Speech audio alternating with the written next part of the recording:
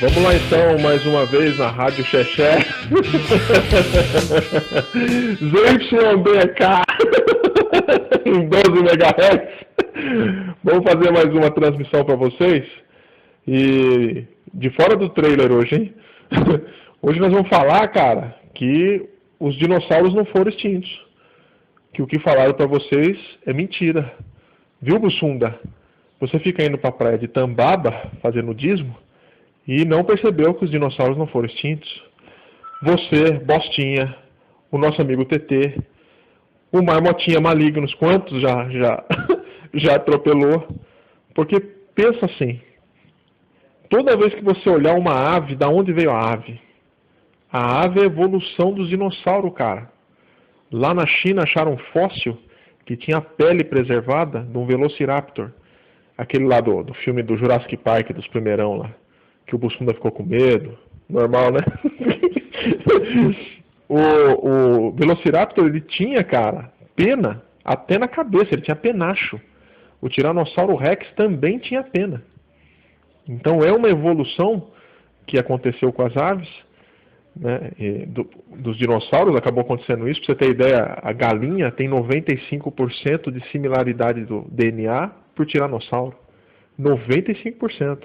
Aí você fala, mas 1% dá uma puta diferença. O chimpanzé é 99%, o porcento parecido com o do humano, né?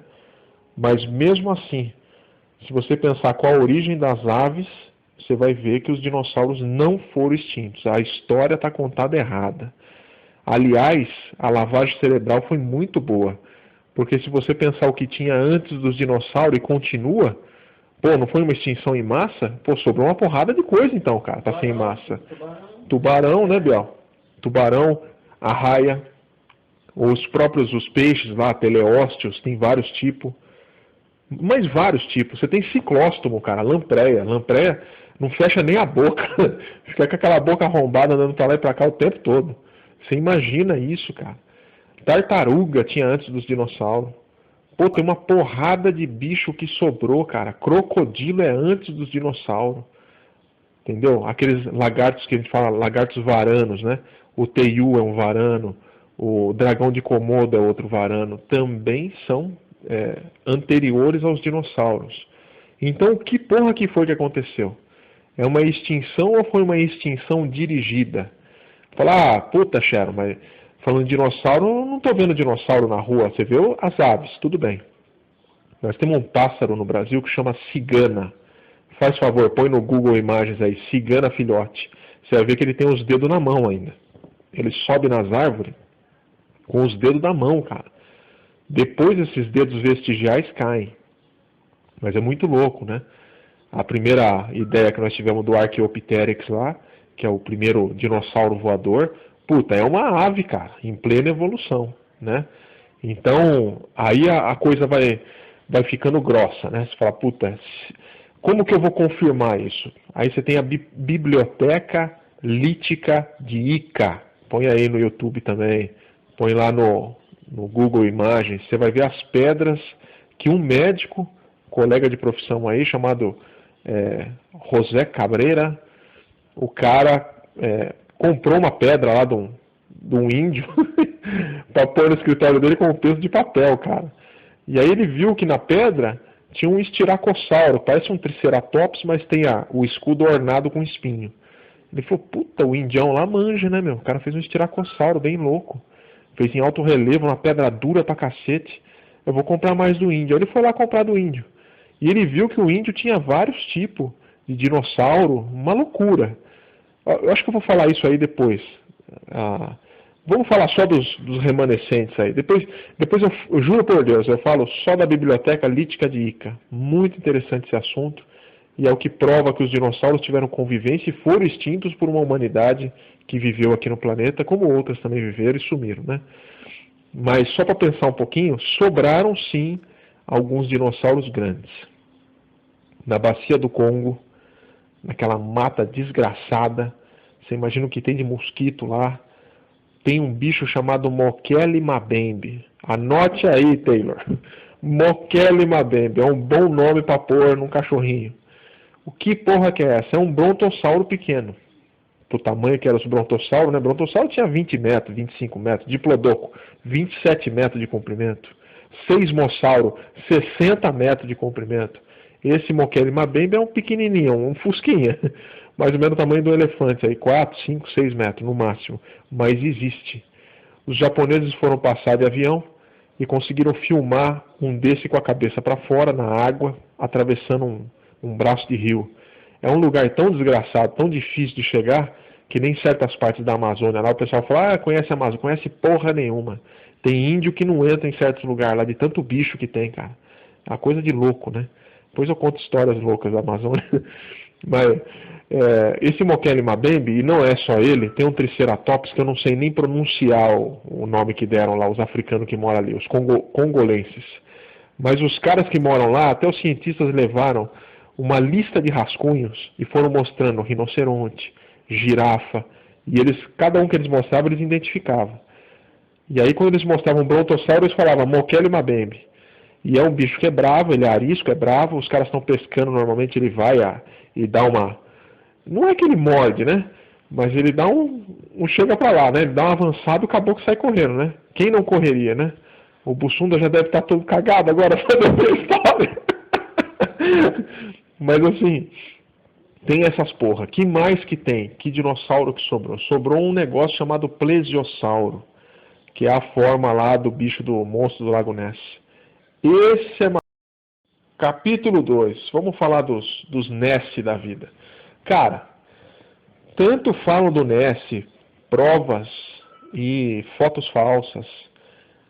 Um cara chamado Dr. Rhines, cara nada mais era do que catedrático de Harvard, só que ele é da área de direito.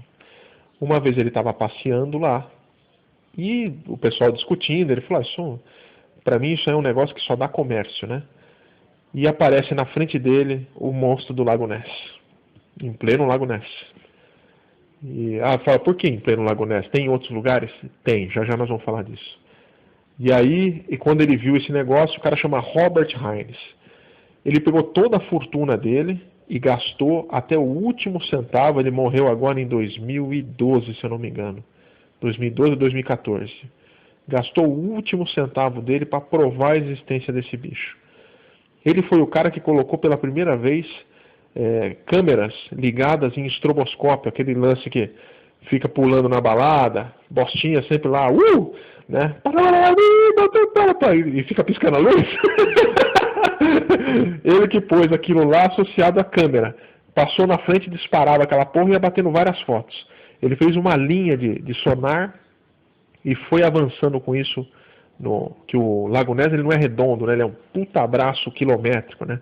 Tem duas entradas ou duas saídas que acaba despejando água no mar.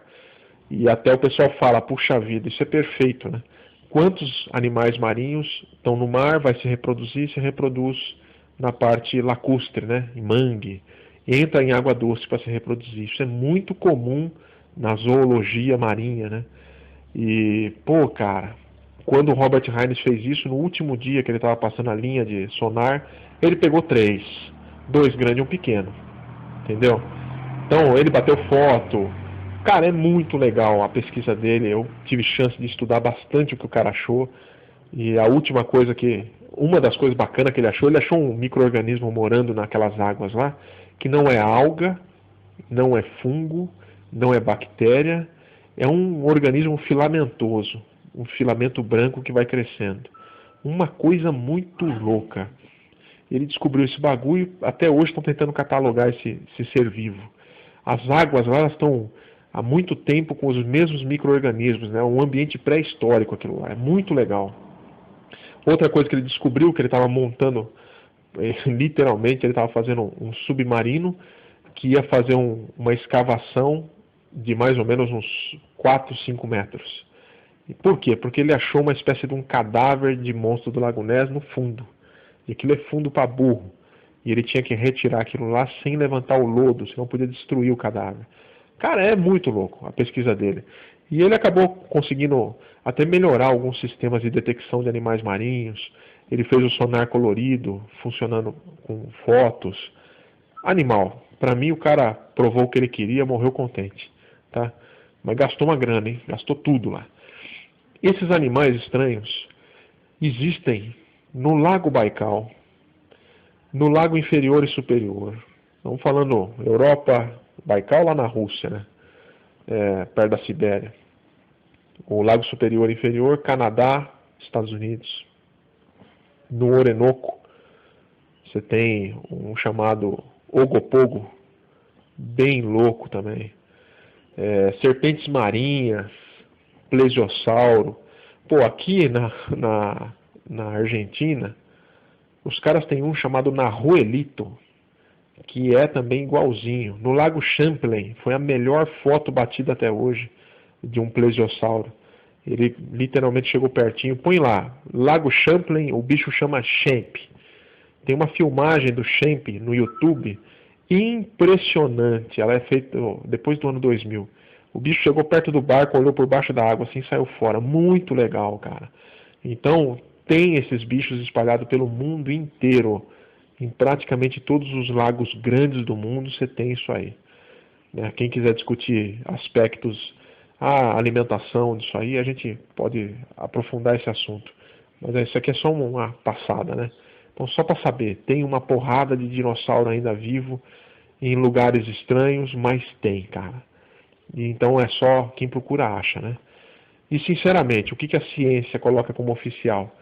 Tem que matar um e levar o corpo, né? Então, se não matar um, não é válido. Eu tenho uma filmagem que é da BBC, que é do Lago Van da Turquia. Quem colocar no YouTube, Monstro do Lago Van, Turquia. Põe em inglês lá, né? Você vai ver o que é aquele bicho lá. Cara, é a cabeça de um plesiosauro, ele respirando, é perfeito. Tem até o encaixe do pescoço, tá? Então o pessoal fala, dinossauro, teve, existiu. Quantas humanidades sobreviveram com eles, a gente não sabe, tá? Eu sei de duas, mas que são diferentes da gente. Tinha uns caras que não tinham polegar na mão, que eram pequenininhos. Esses conviveram com os dinossauros, depois eu falo, que é da Biblioteca Lítica de Ica. E tem outros caras que eram gigantescos. Lá na Califórnia você tem um lugar que chama Vale dos Gigantes. Você tem as pegadas de um Tiranossauro Rex, jovem, correndo.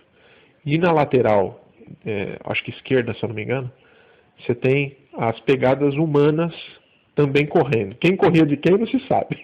Até hoje não se sabe. Mas eu acho que o Tiranossauro estava correndo do cara. Porque o cara tinha 250 quilos pela profundidade do passo. E o pé do cara, pelo tamanho e pela profundidade, a gente estima que a altura era de 7 metros.